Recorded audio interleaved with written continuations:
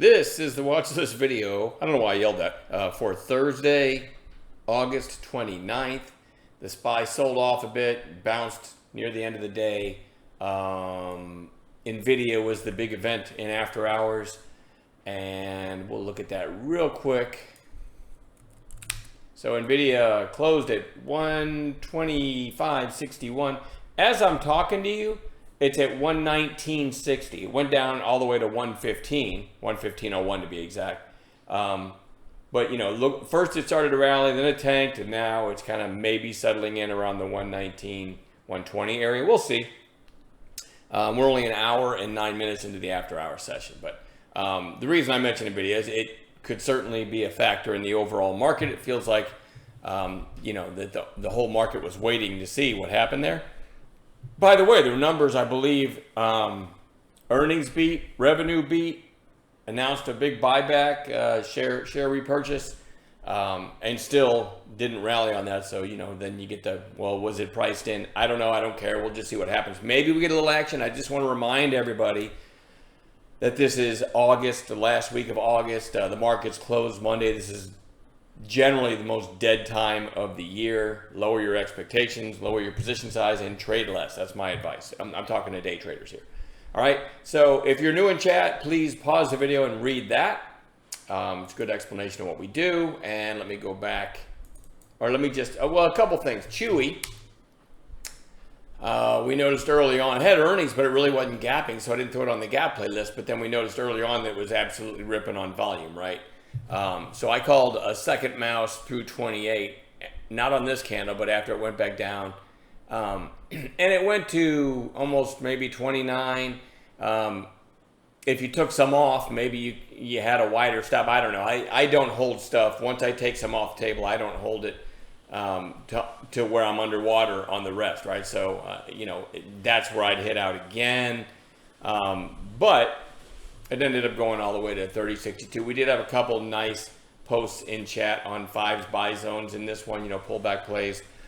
I've been talking a lot today, so my voice is not great.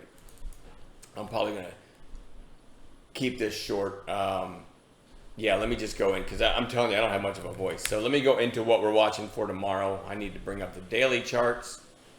Remember, we're day traders, but we start with daily charts that are in play. Now, I don't love this because ASST, first of all, nobody knows why it's running. Second of all, closed way off its highs, but I will still have it on a chart.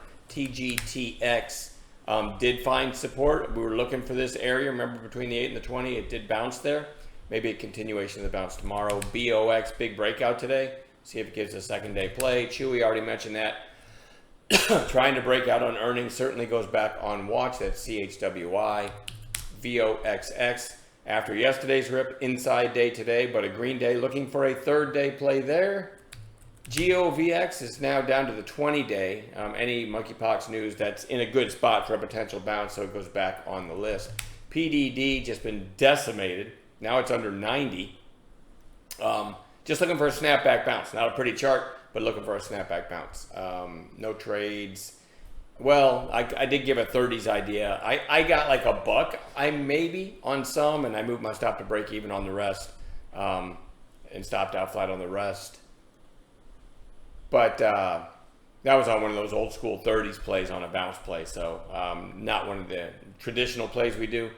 ASTS, back here, strongest stock in the whole wide world, and now it's come back down to the 20-day, putting that one on bounce watch. FUBO, putting on bounce watch, that's FUBO, had a nice rally from down here to up here, and now it's back down to the 20-day.